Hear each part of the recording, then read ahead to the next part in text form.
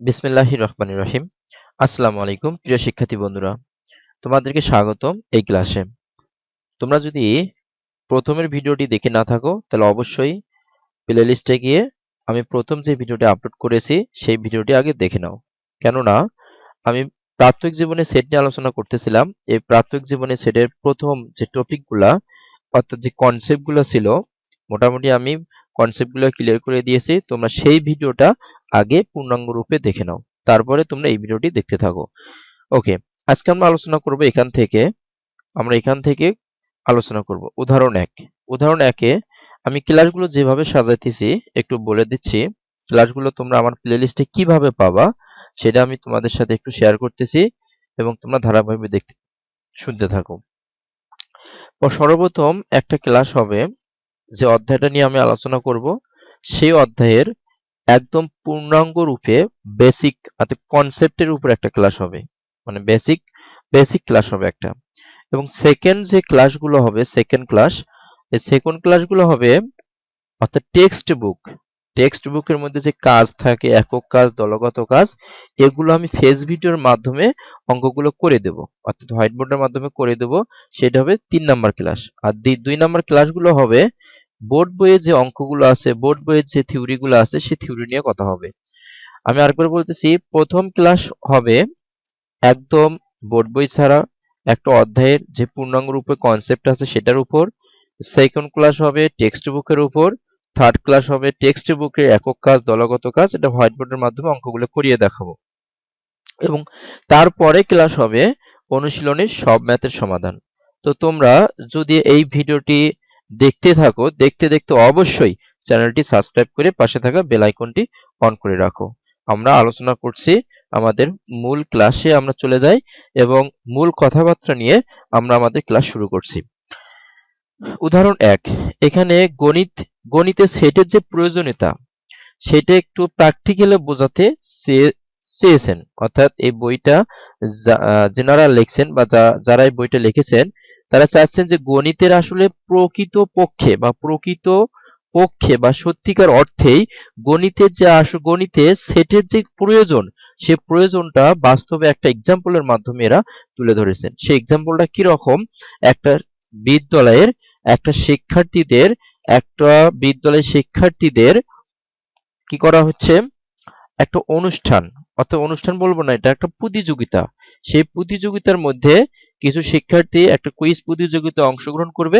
সে quiz প্রতিযোগিতায় যে শিক্ষার্থীগুলো 60% বেশি নাম্বার অর্জন করবে, অ্যাচিভ করবে, তারা জাতীয় পর্যায়ে আবার কি করবে, খেলতে পারবে। কি খেলতে পারবে? এটা হলো একটা গণিতের যে অলিম্পিয়াড, সেই অলিম্পিয়াডে অংশগ্রহণ করতে পারে জাতীয় পর্যায়ে। এবং যারা 60% কম নাম্বার পেয়েছে তাদের জন্য আমরা কিন্তু সাজেস্ট করব। এই বিষয়গুলো এখানে আলোচনা করা হচ্ছে। আচ্ছা, আমরা দেখি, ধারাবাহিকভাবে পড়তে থাকি এবং তোমরা একটু ধৈর্য সহকারে ক্লাসটি করতে থাকো। ইনশাল্লাহ তোমরা অনেক কিছু শিখতে পারবে এবং জানতে পারবা। তোমরা এতক্ষণে নিশ্চয়ই ভাবতে শুরু করেছো যে গণিতে সেটের আসলে প্রয়োজনীয়তাটা কি সেটা নিয়ে। নিচের উদাহরণটি মনোযোগ সহকারে লক্ষ্য করবে এবং তোমাদের কাছে সেটের প্রয়োজনীয়তা স্পষ্ট হয়ে যাবে ইনশাআল্লাহ। মিতুদের বিদ্যালয়ে 16 জন শিক্ষার্থীর একটি স্থানীয় গণিত অলিম্পিয়াডে অংশগ্রহণ করেছিল, যেখানে শিক্ষার্থীদের বুদ্ধিমত্তা যাচাইয়ের জন্য বিভিন্ন কুইজ দেওয়া হয়েছিল, যার পূর্ণ নাম্বার ছিল কত? 100। প্রাপ্ত ফলাফলের ভিত্তিতে সিদ্ধান্ত নেওয়া হবে যে তাদের মাঝে কে কে জাতীয় অলিম্পিয়াডে যাবে, এবং যে সকল শিক্ষার্থীর প্রাপ্ত নম্বর 60% এর বেশি তারা জাতীয় পর্যায়ে বিদ্যালয়ে প্রতিনিধিত্ব করবে। এখানে 16 জন শিক্ষার্থীর নাম আছে, এভাবে গণে দেখো 1 2 3 4, এই পাশে 4 জন, 4 4 8, 3 4 12, 4 4 16 জন। 16 জন শিক্ষার্থী এখানে নাম আছে এবং 16 জন শিক্ষার্থী। সাগর পেয়েছে কত? 58, কামাল 72, মিতু 79, সেলিম 33, দীপ্তি পেয়েছে 45, অভিজিৎ পেয়েছে 63, জেবা পেয়েছে 90, রওশন 35। এইভাবে এই শিক্ষার্থীগুলো নাম্বার পেয়েছে। এখন উক্ত অলিম্পিয়াডে প্রাপ্ত নম্বর সময়ের মধ্যে 60% এর অধিক নম্বর সময়ের একটা সেট আমরা এ দেব এবং 60% এর কম নম্বর সময়ের সেট একটা বি দ্বারা প্রকাশ করব। এখন এ সেটের মধ্যে কি হয়েছে, যারা 60% এর অধিক নাম্বার পেয়েছে শুধু সেই নাম্বারগুলো আমরা এ সেটের অন্তর্ভুক্ত করেছি। যেমন 72, 79, 63, 90, 97, 90, 77, 74, 81, 78, 76, 80, এই নাম্বারগুলো 60%, অর্থাৎ 60 নাম্বারের উপরে পেয়েছে।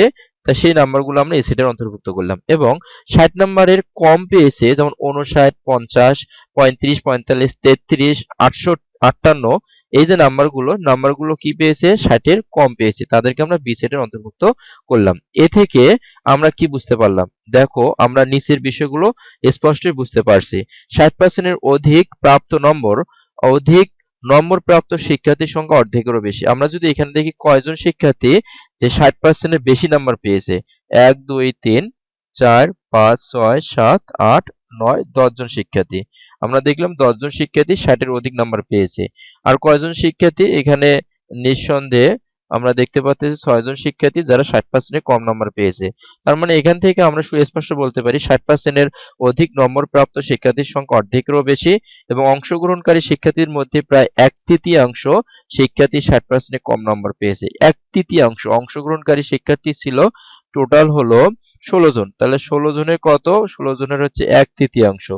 তাহলে 16 জনের 1/3 অংশগ্রহণকারী শিক্ষার্থীদের মধ্যে প্রায় 1/3 শিক্ষার্থী 60% এর কম নম্বর পেয়েছে। আমরা যদি 1/3 এটাকে যদি 15 থাকতো বাই দ্য বাই, তাহলে 3 মানে 5 দশমিক সামথিং হবে। 5 দশমিক সামথিং মানে 6। তার মানে আমরা বলতে পারি যে 1/3 শিক্ষার্থীরও কম নম্বর, 1/3 শিক্ষার্থী যদি আমরা নিতে চাই, 1/3 শিক্ষার্থীরও কম নম্বর পেয়েছে। তো 60% এর নিচে প্রাপ্ত নম্বর সমূহ কত থেকে কতর মধ্যে সীমাবদ্ধ? 33 থেকে 59 এর মধ্যে সীমাবদ্ধ।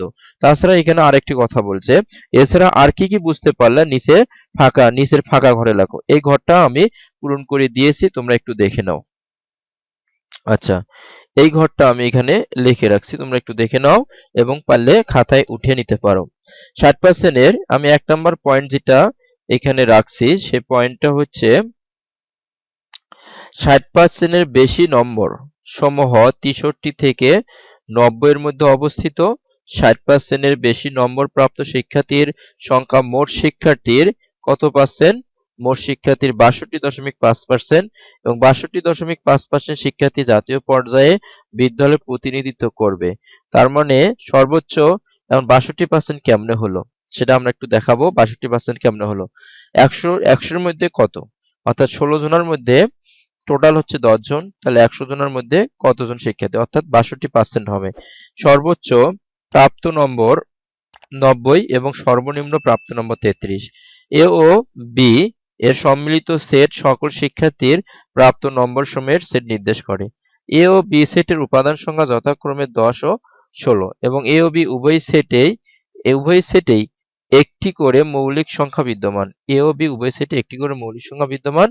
এ ও বি সেটের বিদ্যমান মৌলিক সংখ্যা দ্বয়, একটা 79, একটা 59।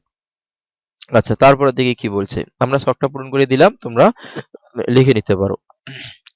এইটুকু আমি আর পরে দিলাম না, এইটুকু এখান থেকে এটা তো প্যাসাল পাচ্ছে, প্যাসাল গুলো তোমরা পড়ে নিতে পারো। সেটের প্রকাশ, আমরা কিন্তু সেটকে সেকেন্ড ব্র্যাকেট দিয়ে প্রকাশ করতে হয়, যেমন এইভাবে সেকেন্ড ব্র্যাকেট দিয়ে সেটকে প্রকাশ করতে হয়। তার ভিতরে যে উপাদানগুলো সেগুলোর মাঝে কি কমা চিহ্ন ইউজ করতে হয়। তো বাংলাদেশের জাতীয় পতাকা রঙের সেট সবুজ আর লাল। জোড়ায় কাজ সেটের প্রকাশ, অষ্টম শ্রেণীর বৈষম্যের সেট পূর্বের ভিডিওতে আমি লিখে দিয়েছিলাম, তোমরা অবশ্যই অনেকে লিখে নিয়েছো।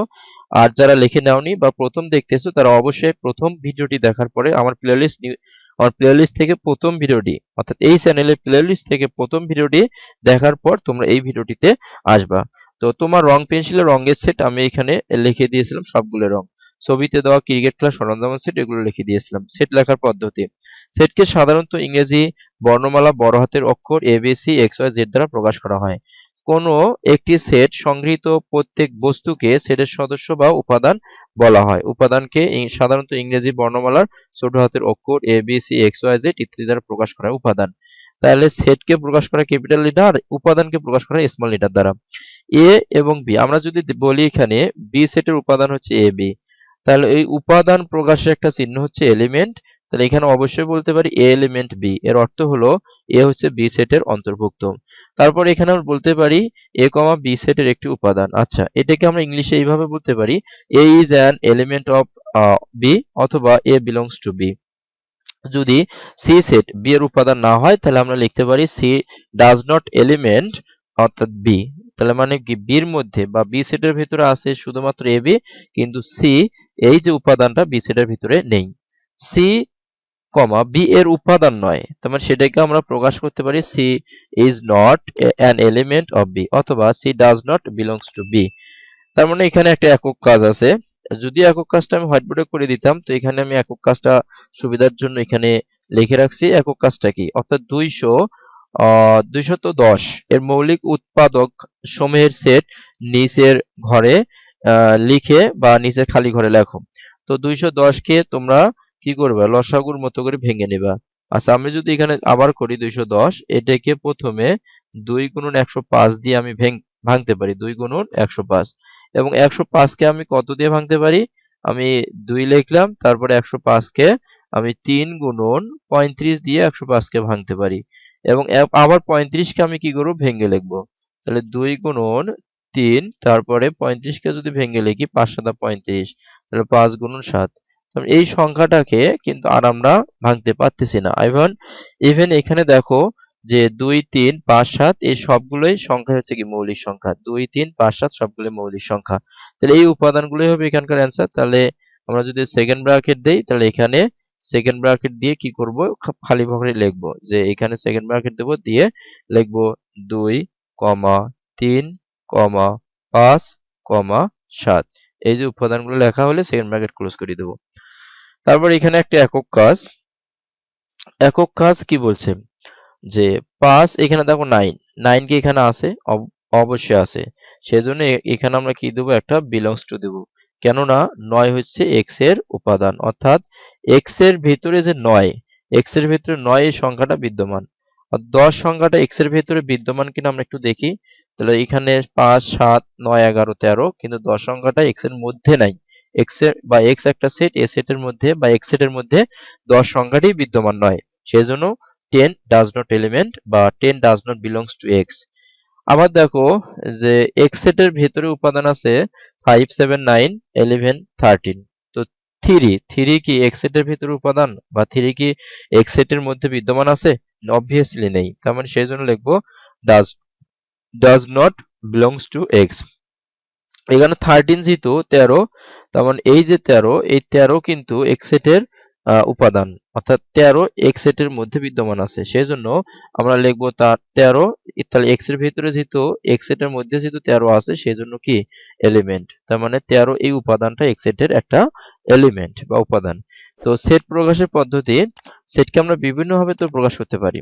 আচ্ছা, তারপরে এখানে দেখো কি বলছে, তোমরা দেখলে আমি কিন্তু প্রথম ভিডিওটার মধ্যে একটু বেসিক মোটামুটি আলোচনা করে দিয়েছি। তোমরা অবশ্যই প্রথম ভিডিওটি দেখবে, তারপরে দ্বিতীয় নাম্বার ভিডিও বা এই ভিডিওতে চলে আসবা।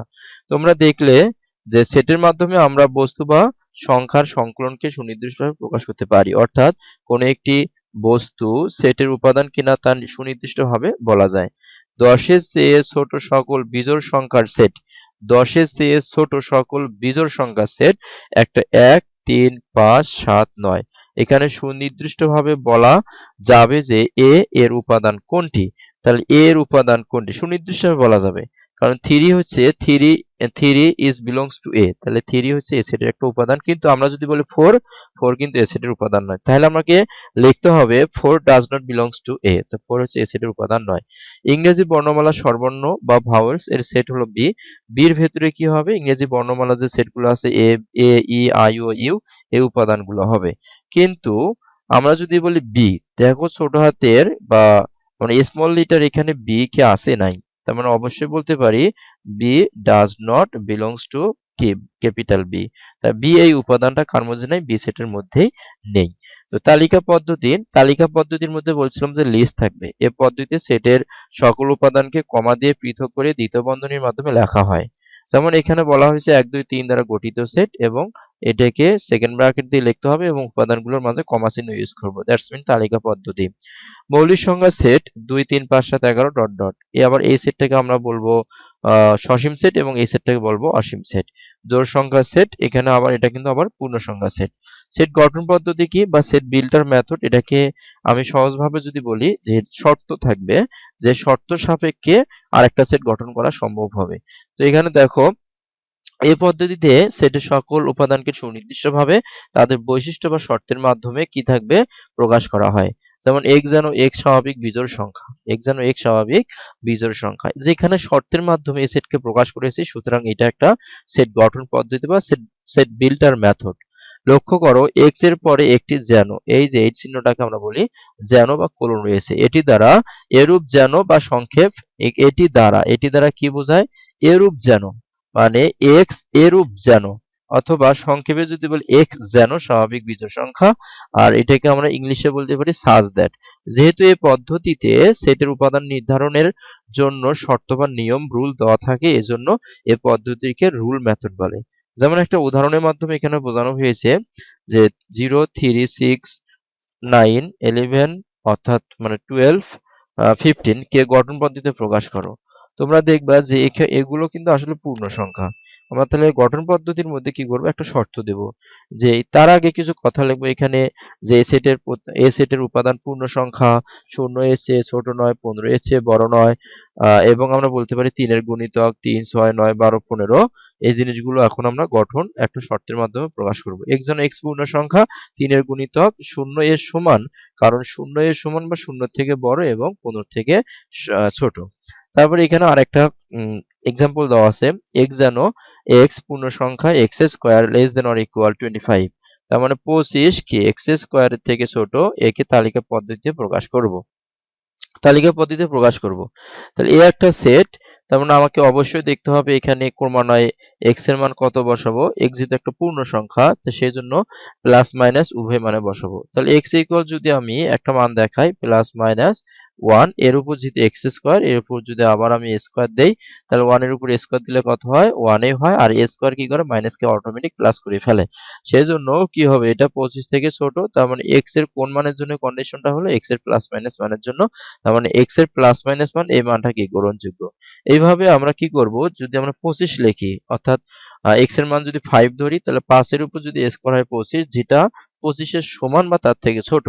x এর মান যদি আমরা 6 ধরি, তাহলে 6 এর উপর স্কয়ার, দ্যাটস মিনস 36 এবং 36, এবং এই 36 25 এর থেকে কিন্তু ছোট না, বড়। তার মানে 6 7 8 এগুলো মান গ্রহণযোগ্য নয়, অ্যাকসেপ্টেবল নয়। তো এখন আমরা কি করব, মানে 6 থেকে ছোট যে মানগুলা সেগুলো কিন্তু গ্রহণযোগ্য, সেই মানগুলো আমরা এখানে লিখে এটা এই কন্ডিশনের আলোকে কি করছি, কন্ডিশনের আলোকে মানগুলো বের করছি। এটা ছিল একটা হলো শর্ত, শর্তের সাপেক্ষে যে মানগুলো বের করা হয়, করে কমা দিয়ে দিয়ে লেখা হয়, সেটাকে আমরা বলি কি তালিকা পদ্ধতি। এই একক কাজ অঙ্কগুলো আমি হোয়াইট বোর্ডে করে দেবো। তো এর পরবর্তী ভিডিওর মধ্যে একক কাজের অঙ্কগুলো তোমরা পেয়ে যাবা। কিছু বিশেষ সেটের উদাহরণ, এগুলো আমি প্রথম ভিডিওর মধ্যে আলোচনা করেছি এবং সুন্দরভাবে এগুলো বুঝিয়ে দিয়েছিলাম, তোমরা একটু দেখে নিও প্রথম ভিডিওটা। সেটের প্রকারভেদ, এখানে আসে সার্বিক সেট। সার্বিক সেট কাকে বলে? আলোচনাধীন কোন একটা সেট, যদি আমরা একটা ইউ লিখি, ইউ এর ভিতরে আমি বলে দিলাম যে 1 থেকে 9 পর্যন্ত, এটাকে আমরা বলবো কি সার্বিক সেট। অর্থাৎ সার্বিক সেট থেকে যতগুলো সেট গঠন করা হবে সবগুলোকেই সার্বিক সেটের এক একটি করে উপসেট বলা হয়। তার মানে আলোচনাধীন সকল সেট বা কোন একটা সেট থেকে অন্যান্য সেটগুলো যখন গঠন করব, তাহলে এই কোন একটা সেট থেকে যে অন্যান্য সেটগুলো গঠন করতেছি, কোন সেটটাকেই আমরা সার্বিক সেট বলে থাকি বা ইউনিভার্সাল সেট বলে থাকি। ওকে, তো এখানে একটা কথা বলছে, যেমন এ একটা সেট দিয়ে বা a equal x comma y, যে সেটটি ইংরেজি ছোট অক্ষরের বর্ণের সেট থেকে সংগৃহীত। সুতরাং ইংরেজি ছোট অক্ষর এর বর্ণের সেট হলো a equal x comma y, সেটা সার্বিক সেট। তার মানে a equal x comma y এটাই একটা ইংরেজি কি ছোট হাতের বা ছোট অক্ষরের বর্ণের সেটের একটা সার্বিক সেট। কোনটা? a equal x comma y. ঠিক আছে। সসীম সেট কাকে বলে? যে সেটের উপাদান সংখ্যা গণনা করে শেষ করা যায় না, বা গণনা করে শেষ করা যায়, যে সেটের উপাদান সংখ্যা গণনা করে শেষ করা যায় তাকে সসীম সেট বলে। যেমন এর মধ্যে কি আছে 2 4 6 8 আছে, এই উপাদান সংখ্যা গণনা করে শেষ করা যায় বা এটা কাউন্টেবল, গণনাযোগ্য। যেমন এখানে এ ই আই ও ইউ, এই সেটের ও বি সেটের উপাদানগুলো গণনাযোগ্য, যেগুলো vowel A E I O U. F সেটের যে উপাদানগুলো সেগুলো কিন্তু এটা আমরা কি করব, হোয়াইট বোর্ডের মাধ্যমে করিয়ে দেবো। তোমরা পরবর্তী ভিডিও দেখার যদি তোমরা অবশ্যই পরবর্তী ভিডিওর মাধ্যমে বাকি অঙ্কগুলোর সমাধান পেতে চাও, তাহলে অবশ্যই চ্যানেলটি সাবস্ক্রাইব করে পাশে থাকা বেল আইকনটা অন করে রাখো। এটা আমরা কি করব, হোয়াইট বোর্ডে করিয়ে দেবো। আসি অসীম সেট। অসীম সেট কাকে বলে? যে সেটের উপাদান সংখ্যা গণনা করে শেষ করা যায় না তাকে কি বলে, অসীম সেট বলে। যেমন এখানে বলছে এক্স যেন এক্স সাজ দ্যাট, এক্স যেন এক্স বিজোড় সংখ্যা। এই বিজোড় সংখ্যা কি আমরা গণনা করে শেষ করতে পারবো? যেমন বিজোড় সংখ্যাগুলো কি কি হতে পারে, যেমন 2 হতে পারে, বিজোড় সংখ্যা 1 হতে পারে, তারপর এটা 3 হতে পারে, 5 হতে পারে, এরকম জোড় মানে ধনাত্মক ঋণাত্মক সমস্ত বিজোড় সংখ্যাই হলো কে সেটের উপাদান, যেটা আমরা গণনা করে শেষ করতে পারবো না। স্বাভাবিক সংখ্যা সেট হচ্ছে স্বাভাবিক সংখ্যা সেট 1 2 3 4 5 6 7 8 ইত্যাদি সংখ্যাকে স্বাভাবিক সংখ্যা বলে। পূর্ণ সংখ্যা সেট হচ্ছে -3 -2 -1 0, তারপরে 1 2 3 ইত্যাদি সংখ্যাকে কি বলে? পূর্ণ সংখ্যা সেট বলে। এবং মূলদ সংখ্যা সেট কিউ, কিউ এখানে অবশ্যই পি ভাগ কিউ, যেখানে এখানে বলছে এ ভাগ বি, এ ও বি অবশ্যই পূর্ণ সংখ্যা হতে হবে, কিন্তু এই হরটা কি হওয়া যাবে না? জিরো হওয়া যাবে না। বাস্তব সংখ্যা সেট হলো আর। আচ্ছা, উপরের সেটগুলো অসীম কেন? উপরের সেটগুলো অসীম এই জন্যই, যেমন ক নম্বরের সেটটা উপাদান সংখ্যা গণনা করে শেষ করা যায় না। আবার স্বাভাবিক সংখ্যা সেট এটাও তো গণনা করে শেষ করা যাবে না। পূর্ণ সংখ্যা সেট গণনা করে শেষ করা যায় না। মূলদ সংখ্যা সেট, এই সেটগুলোকে আমরা কি বলি? অসীম সেট বলি। দলগত কাজ, যেমন 10 এর চেয়ে ছোট সকল বিজোড় সংখ্যা, 10 এর চেয়ে ছোট সকল বিজোড় সংখ্যা এটা অসীম, কারণ এইখানে আমরা লিখবো যে উপাদান সংখ্যা গণনা করে শেষ করা যায় না। যখন আমরা অসীমে লিখবো তখন লিখবো উপাদান সংখ্যা গণনা করে শেষ করা যায় না। যখন আমরা সসীমে টিক দেবো তখন লিখবো উপাদান সংখ্যা গণনা করে শেষ করা সম্ভব বা শেষ করা যায়। বাংলাদেশের নদীসমূহ হচ্ছে সসীম, কারণ বাংলাদেশের নদীসমূহ মোটামুটি 800টার মতো। ইংরেজি বর্ণমালা স্বরবর্ণ হচ্ছে ভাওয়াল, এটা হলো সসীম, যেটা কি লিখি এ ই আই ও ইউ।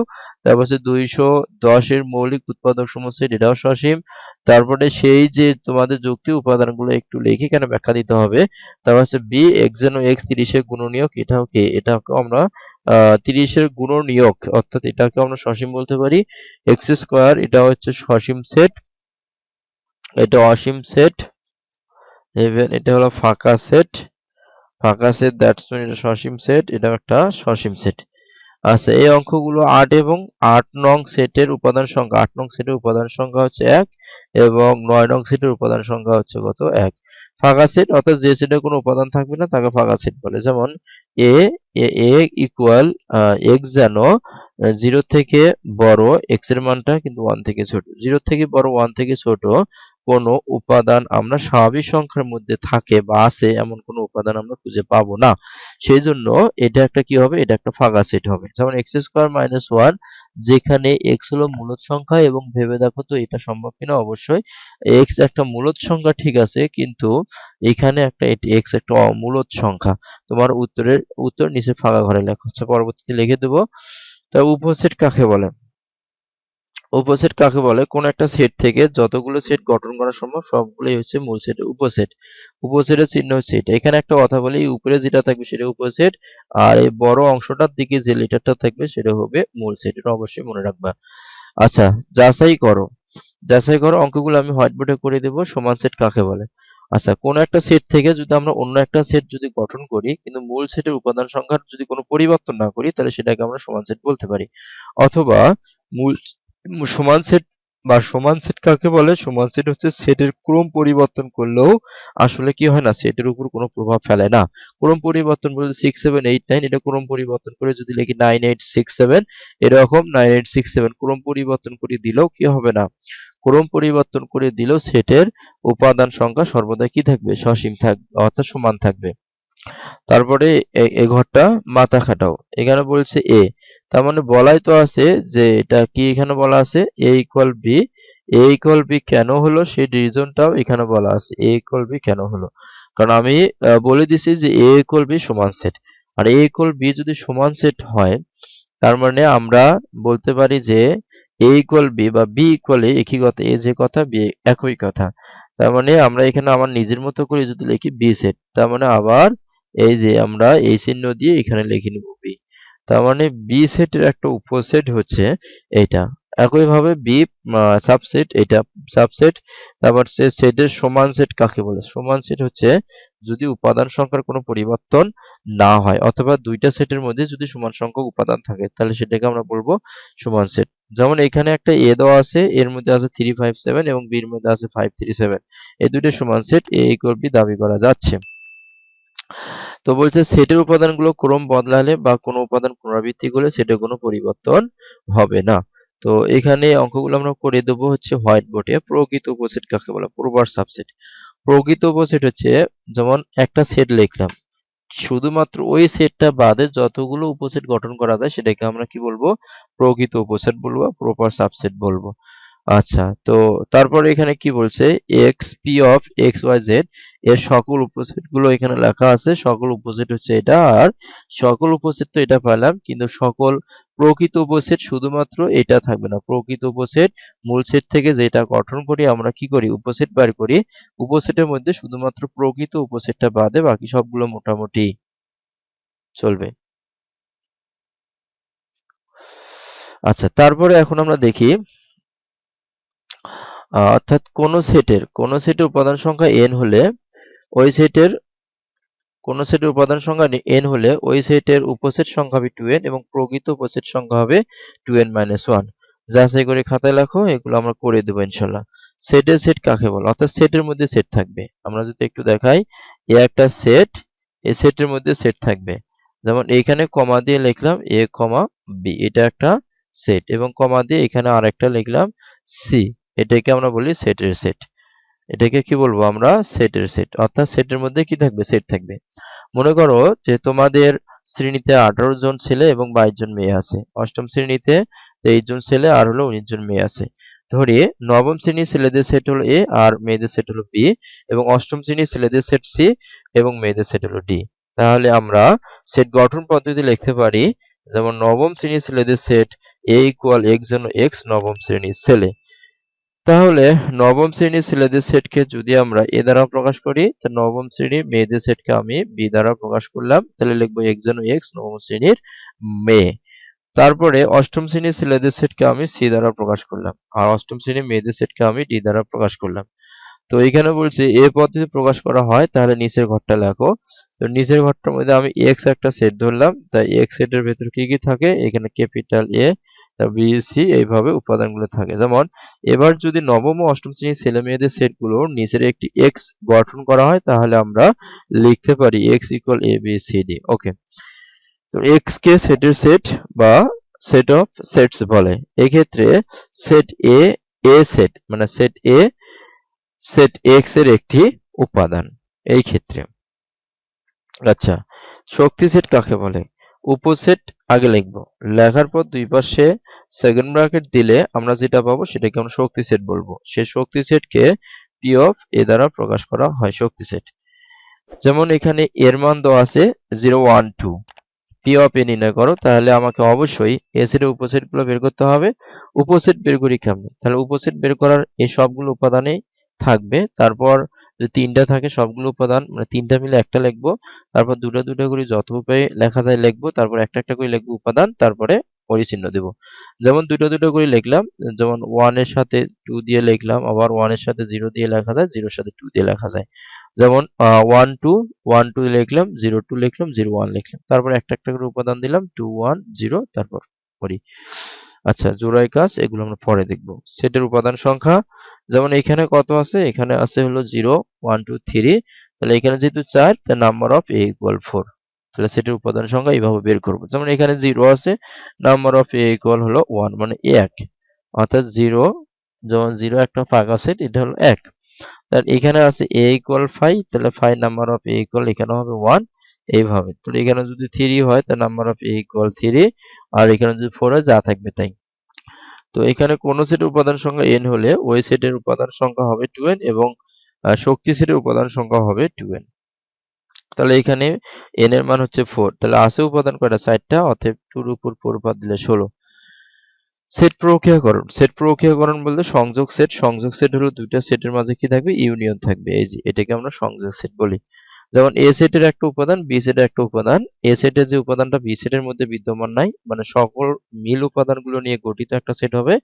আর এ সেটের মধ্যে কিছু উপাদান যেটা বির মধ্যে নাই কিন্তু ইউনিয়ন করা আছে, তাহলে এ এবং বি এর সকল সেট নিয়ে আমার নতুন সেট, অর্থাৎ কি সেট গঠিত হবে, ইউনিয়ন সেট গঠিত হবে। এখানে বলা আছে দুই বা ততোধিক সেটের সকল উপাদান নিয়ে গঠিত সেটকে সংযোগ সেট বলে। মনে করি এ ও বি দুইটি সেট, এ ও বি সেটের সংযোগ সেটকে এ ইউ বি দ্বারা প্রকাশ করা হয়, বা এ ইউনিয়ন বি, এটাকে এইভাবে পড়া হয় x A U B, x যেন এক্স এলিমেন্ট এ অথবা এক্স এলিমেন্ট বি। এখানে বলা আছে এক্স যেন এক্স এলিমেন্ট জেড, -2 থেকে শুরু করে এক্স এর মানটা 5 পর্যন্ত। তাহলে -2 থেকে ছোট -2 থেকে ছোট -1 0 1 2 3 4 পর্যন্ত হবে, এটা এ সেট। আর বি সেট কি হবে? বি সেট তো যা আছে তাই। A union B, A union B বলতে কি বোঝায়? এ সেটের মধ্যে যতগুলো উপাদান আছে সবগুলো উপাদান লিখবো এবং বি সেটের যতগুলো উপাদান আছে, তবে দুইটা উপাদানের মাঝে যে উপাদানগুলো মিল হবে দুইটা মিলে একটা লিখবো, আর যেগুলো মিল পাবো না সেগুলো সবে লিখবো। যেমন -1 এখানে আছে কিন্তু -1 এখানে নাই, তারপরে আমরা এটা মিল পাইনি, তারপরেও লিখছি। মিল অমিল সকল উপাদান নিয়ে গঠিত সেট হবে হচ্ছে কি ইউনিয়ন সেট। যেমন এখানে 0 আছে বাট এখানে 0 নাই, আমরা 0 লিখলাম। এখানে 1 আছে, 1 আছে কিন্তু এখানেও 1 আছে, যেহেতু আমরা মিল পাচ্ছি 1 1 সেই জন্য আমরা 1 কে লিখলাম। তারপর এখানে 2 আছে আর এখানে 2 নাই, তারপর আমরা 2 লিখতে পারি। এখানে 2 চলে গেল। এখানে 3 আছে, এখানে 3 নাই, তারপর আমরা 3 লিখতে পারি। এখানে 4 আছে বাট এখানে তো 4 নাই, তার মানে আমরা 4 কে লিখতে পারি। 6 এখানে আছে কিন্তু এখানে নাই, 6 কে আমরা লিখতে পারি এবং 8 কেও লিখতে পারি। এটা হলো ইউনিয়ন। আর সেট সেট কাকে বলে? দুইটা সেটের মাঝে কমন উপাদান যদি থাকে সেটাকে আমরা সেট সেট হিসেবে বলে থাকি। ওকে, যেমন এখানে একটা এক্সাম্পল দেওয়া হয়েছে, এক্স এলিমেন্ট জেড অর্থাৎ পূর্ণ সংখ্যা -4 থেকে শুরু করে 8 পর্যন্ত। তার মানে হচ্ছে কি এখানে দেখো অর ইকুয়াল চিহ্নটা দেওয়া নাই। যদি অর ইকুয়াল দেওয়া থাকতো তাহলে হচ্ছে -4 থেকে শুরু হবে, স্টার্ট হবে -4 থেকে আর শেষ হবে 8 এ গিয়ে। যেহেতু এই চিহ্নটা দেওয়া নাই, ইকুয়াল চিহ্নটা দেওয়া নাই, তার মানে এর পরের সংখ্যা থেকে এখন শুরু হবে। -3 -2 -1 0 1 2 3 7 অবধি চলবে। আচ্ছা, অন্তর সেট মানে বাদ সেট। কোন একটা সেট থেকে, যেমন এখানে এ সেট আছে, এ সেট থেকে আমরা যদি লিখি এ বাদ হলো বি, তার মানে বি সেটের যে উপাদানটা এ সেটের সাথে মিলবে তাহলে সেই উপাদানটা বাদে এ সেট থেকে, মানে এ সেট নিয়ে বা এ সেটের উপাদানগুলো নিয়ে গঠিত সেট হবে। যেমন এখানে বসির এবং বসির মিলছে, তার মানে এই বসির বসির কাটা দিয়ে, যেহেতু লিখেছি এ বাদ বি, তার মানে এটা হলো মূল সেট, বিটা হলো উপসেট। এবং উপসেটের সকল বি এর সকল উপাদান কার মধ্যে থাকবে? এর মধ্যে থাকবে। তো এর মধ্য থেকে যে উপাদানটা বির মধ্যে থাকবে এবং ম্যাচিং করবে সেটা বাদ দিয়ে, তাহলে এ বাদ বি যদি আমরা বলি তাহলে এর মধ্যে যতগুলো সেট থাকবে সবগুলোই হবে অ্যান্সার। আর বি বাদ এ যদি বলতাম, কি বলতাম? বি বাদ এ, তাহলে কি হতো? তো উল্টাটা হতো। তার মানে এর মাঝে এটা হলো এখানে মূল সেট আর বিটা হলো একটা উপসেট। মূল সেটের ভ্যালু অবশ্যই বেশি। আচ্ছা, তারপরে পূরক সেট। পূরক সেট হচ্ছে কোনো একটা সেট থেকে, কোনো একটা সেট থেকে যদি আমরা এ সেট লিখলাম, এর উপর যদি আমরা এভাবে সি দেই, অথবা যেমন এ সেট লিখলাম এর উপর একটা ড্যাশ দিলাম, এগুলো হচ্ছে কি পূরক সেট। তো পূরক সেট জিনিসটা কি ঠিক বাদ সেটের মতোই, কিন্তু পূরক সেটের মধ্যে কি হয়, সার্বিক সেট থেকে কোনো একটা সেটকে বাদ দিলে যা পাওয়া যাবে সেটা হচ্ছে পূরক সেট। ঠিক আছে, তো একটি সেট এ এর উপাদান কে এর সার্বিক সেট ইউ এর উপাদান থেকে বাদ দিয়ে গঠিত সেট এ এর কে বা গঠিত সেট কে এর প্রকৃত উপসেট বলা হয়। তার মানে সেট এ এর প্রকৃত উপসেট হলো এ কমপ্লিমেন্ট অথবা এ ড্যাশ, এটা দ্বারা প্রকাশ করা হয়। আচ্ছা, নিঃছেদ সেট কাকে বলে? দুইটা সেটের মাঝে, যেমন দুইটা সেটের মাঝে কি থাকবে না, যে ইন্টারসেকশন যদি আমরা করি তাহলে ইন্টারসেকশনে কোনো উপাদানে থাকবে না, সেটাকে বলা হয় নিঃছেদ সেট। আচ্ছা, তো এখন পরবর্তী ক্লাসে আমরা আলোচনা করব ইনশাল্লাহ যে ভেনচিত্র রিলেটেড ক্লাস হবে আগামী ক্লাসটা। তো পরবর্তী ভিডিও দেখার আমন্ত্রণ জানিয়ে আমি এখানে শেষ করে দিচ্ছি। আর যারা এখনো আমার এই চ্যানেলটি সাবস্ক্রাইব করো নাই, তো সাবস্ক্রাইব করে পাশে থাকা বেল আইকনটি অন করে রাখো। থ্যাংক ইউ সো মাচ এতক্ষণ ধরে আমার ভিডিও দেখার জন্য। আবারও আমি থ্যাংক ইউ দিয়ে আমার এই ক্লাসটি শেষ করছি। Thank you so much and thank you very much. আসসালামু আলাইকুম ওয়া রাহমাতুল্লাহ।